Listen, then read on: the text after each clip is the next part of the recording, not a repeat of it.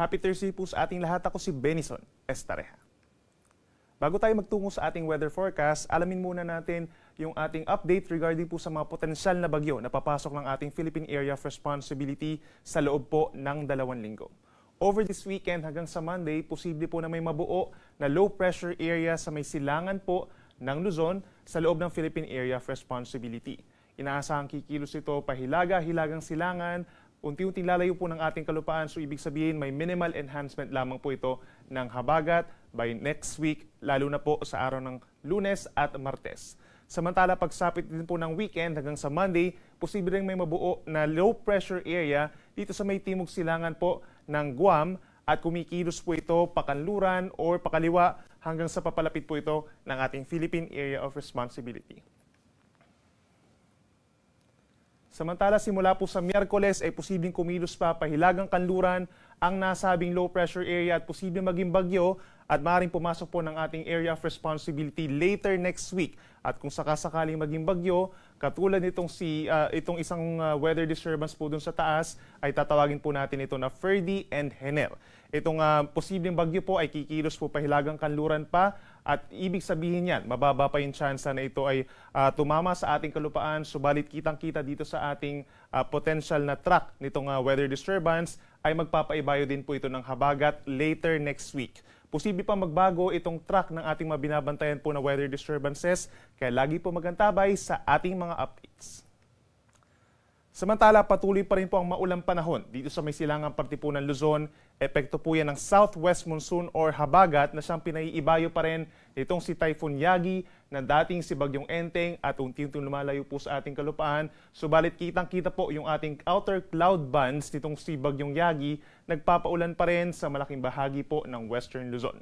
Samantala, isang low pressure area ang ating namataan po sa labas ng Philippine Area of Responsibility pero hindi ito nakikita na magiging isang bagyo at magiging stationary lamang po doon habang patuloy nating minomonitor po itong cloud clusters or kumpul ng ulap dito po sa may silangan ng Luzon dahil dito posibleng may mabuo nga na low pressure area na potensyal na maging bagyo by early next week.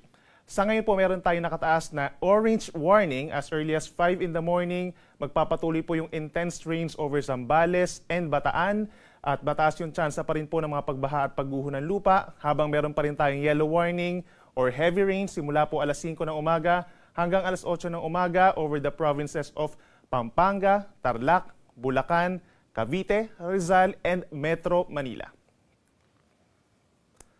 Ngayong araw po, pinakamatataas ang tsansa ng mga pag-ulan sa susunod po na 12 oras. Dito pa rin sa may Pangasinan, Zambales, Bataan, and Occidental Mindoro. Monsoon rains or pabubugso-bugsupong malalakas na mga pag-ulan pa rin ang mararanasan hanggang mamayang early evening kahit mag-ingat pa rin po sa mga malalakas na ulan na maaaring magdulot po ng mga pagbaha at pagguho ng lupa. Meron din tayong occasional rains or paminsan-minsan na malalakas na mga pag-ulan doon sa mga kalapit na lugar sa Central Luzon and Calabarzon. Kabilang na dyan ang Pampanga, Tarlac, Nueva Ecija, Bulacan, Metro Manila, halos buong Calabarzon except dito sa may Quezon Province, gayon din sa may areas po ng Oriental Mindoro. Asahan yung occasional rains nga na maaaring magdulot ng mga pagbaha at pagguho pa rin ng lupa habang merong kalat-kalat na ulan and thunderstorms over the province of Aurora, gayon din ang Quezon, dito rin po sa may Marinduque and sa Romblon as well as Ilocos Region and Cordillera Region na siyang dahil naman po dun sa trough or outer rain bands nitong si Bagyong Yagi na dating si Bagyong Enteng. Samantala sa may Cagayan Valley at sa may Bicol Region for today, asahan naman yung bahagyang maulap hanggang maulap na kalangitan na sinasamahan lamang po ng mga pulu-pulong mga pag-ulan or pagkidlat pagkulog lalo na po sa tanghali hanggang sa gabi. Temperature natin sa Metro Manila hindi pa rin kainitan sa ngayon mula 25 hanggang 28 degrees Celsius. Marami din lugar dito po sa may western sections ng Luzon na hindi naman po kainitan sa ngayon habang sa kabilang banda, over Legazpi and Tuguegarao, posible ang hanggang 32 degrees Celsius na maximum air temperature. Sa ating mga kababayan po sa Palawan, pinaka-apektado pa rin ng habagat ang northern portion, kabilang na ang Cuyo, Calamian and Cagayan-Silio Islands, kaya't mag-ingat din po sa mga pagbaha at pagguho ng lupa doon. Ang natitirang bahagi ng Palawan, mataas din ang tsansa ng ulan, pagsapit po ng hapon at gabi. Sa ating mga kababayan po sa Visayas, bago magtanghali, may mga tsansa na po ng mga pag-ulan sa may Western Visayas and Negros Island Region na siyang bahagyang epekto rin po ng habagat. Habang throughout the day sa natitirang bahagi pa ng Visayas ay bahagyang maulap hanggang maulap ang kalangitan at meron din tsansa ng mga pulupulong ulan dito sa may Central Visayas and Eastern Visayas pagsapit po ng hapon. Temperature naman natin sa Metro Cebu mula 25 to 33 degrees Celsius. At sa ating mga kababayan po sa Mindanao, magpapatuloy pa rin po ang weather conditions na fair sa halos buong araw. Ibig sabihin bahagyang maulap at madalas maaraw ang kalangitan. May kainitan lamang po pagsapit ng tanghali at sinasamahan din yan ng mga pulupulong pag-ulan or pagkit at pagkulog na nagtatagal lamang po ng 1 hanggang 2 oras na mas madalas sa may Zamboanga Peninsula, Northern Mindanao, and Caraga Region. Temperature po natin sa Metro Davao and Zamboanga City, posible ang hanggang 33 degrees Celsius. Dahil pa rin po sa pag-ihip ng hanging habagat, meron pa rin tayong matataas sa mga pag-alon. Dito sa may western seaboards ng Luzon, meron tayong gale warning at mga matataas na alon na posibleng umabot pa rin ng 4.5 metro o 1.5 palapag po na taas na gusaling mga pag-alon.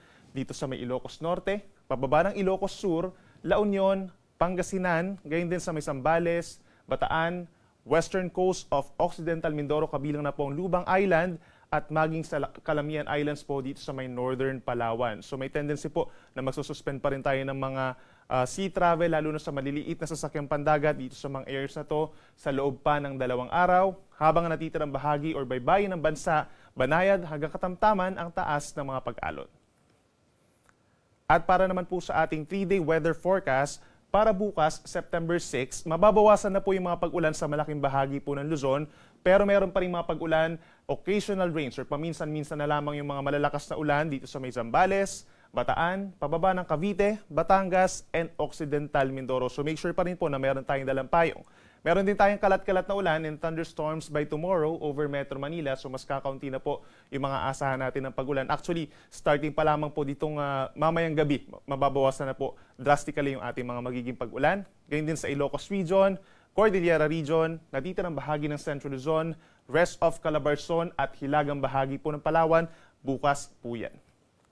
Samantala, over the weekend naman po, that's September 7 hanggang September 8, mas magiging mabuti po ang panahon sa malaking bahagi po ng ating bansa.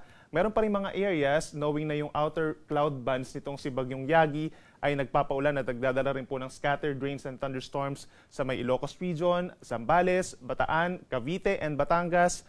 Habang nga natitirang bahagi ng Luzon, mag-i-improve na po yung weather, mas madalas ang maaraw at mas maaraw na panahon at mababang tsansa na lamang po ng tuloy-tuloy ng mga pag-ulan, more on mga localized thunderstorms na lamang, habang patuloy pa rin ang fair weather conditions dito sa may Visayas and Mindanao.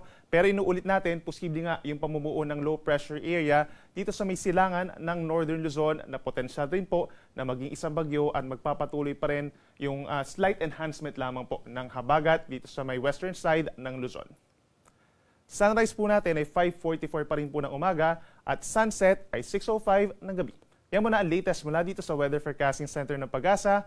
Ako muli si Benison Estareja. Mag-ingat po tayo.